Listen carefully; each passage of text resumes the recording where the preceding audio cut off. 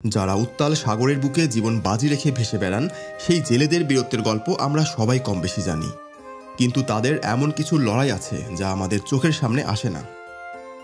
যেমন মাছ ধরার মৌসুম শুরুর ঠিক আগে যখন সাগর শান্ত, তখন তাদের সামনে এসে দাঁড়ায় এক পাহাড় সমান চ্যালেঞ্জ। কয়েকশো কেজি ওজনের মাছ ধরা ট্রলার, যেটা তাদের একমাত্র সম্বল, সেটাকে টেনে ডাঙায় তুলতে হবে। কিন্তু কিভাবে? আশেপাশে কোনো ক্রেন নেই, নেই কোনো আধুনিক যন্ত্রপাতি, আছে শুধু কিছু দেশি সরঞ্জাম আর মানুষের হার না মানা জেদ। চলুন আজ সেই অবিশ্বাস্য লড়াইয়ের গল্পটা দেখি, যেখানে মানুষের একতা আর প্রাচীন জ্ঞানের কাছে বিজ্ঞানের জটিল হিসাবও হার মানে। কোনো ক্রেন বা ভারী মেশিন ছাড়া শুধু খালি হাতে আর কয়েকটি বাঁশের টুকরো দিয়ে শত শত কেজি ওজনের একটা ট্রলারকে কিভাবে ডাঙায় তোলা সম্ভব? শুনতে অবাস্তব লাগলেও উপকূলের এই মানুষগুলোর কাছে এটাই প্রতি বছরের বাস্তবতা। মাছ ধরার নিষেধাজ্ঞা শেষ হওয়ার আগে নিজেদের রুটি রুজির নৌকাটিকে সারিয়ে তোলার জন্য তাদের এই কঠিন পরীক্ষায় নামতে হয়। এই বিশাল দৈত্যকে পানি থেকে মাটিতে তোলার জন্য শুরু হয় এক অসম লড়াই। চলুন একেবারে শুরু থেকে শেষ পর্যন্ত দেখি কিভাবে তারা এই অসাধ্য সাধন করেন।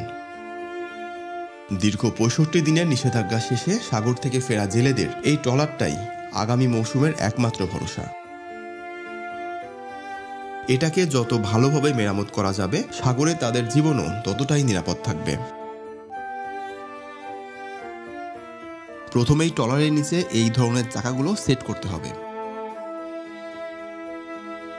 সামনে দুটি এবং পেছনে দুটি, মোট 4টি চাকা ট্রলারের নিচে ঢুকিয়ে দেওয়া হবে। এই কাজটি কিন্তু মোটেও সহজ না। এত ভারী একটি ট্রলারের নিচে এই ধরনের চাকাগুলো ঢোকানো একটা বিশাল চ্যালেঞ্জ।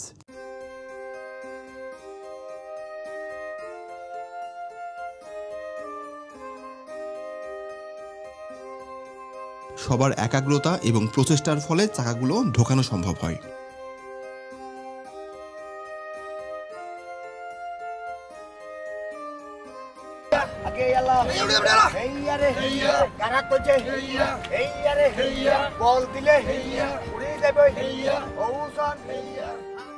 সবাই সবার সর্বোচ্চ শক্তি দিয়ে ধাক্কা দিতে থাকে। চাকার উপর ভর করে চলতে শুরু করে ট্রলারটি।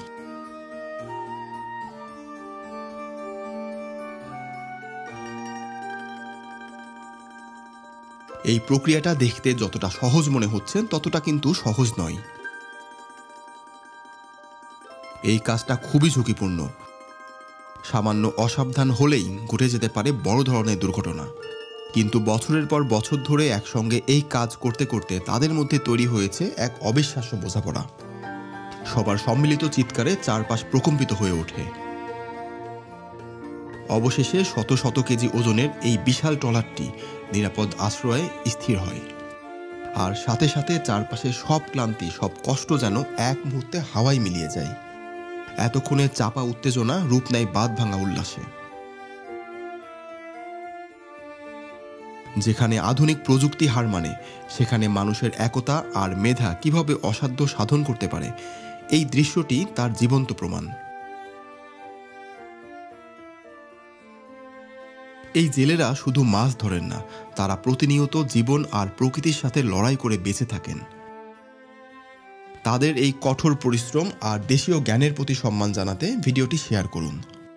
এই লড়াকু মানুষগুলোর জীবন সংগ্রাম আর অবিশ্বাস্য গল্প যদি আপনাকে একটুকু ছুঁয়ে গিয়ে থাকে, তাহলে আমাদের চ্যানেলটি সাবস্ক্রাইব করে পাশেই থাকুন।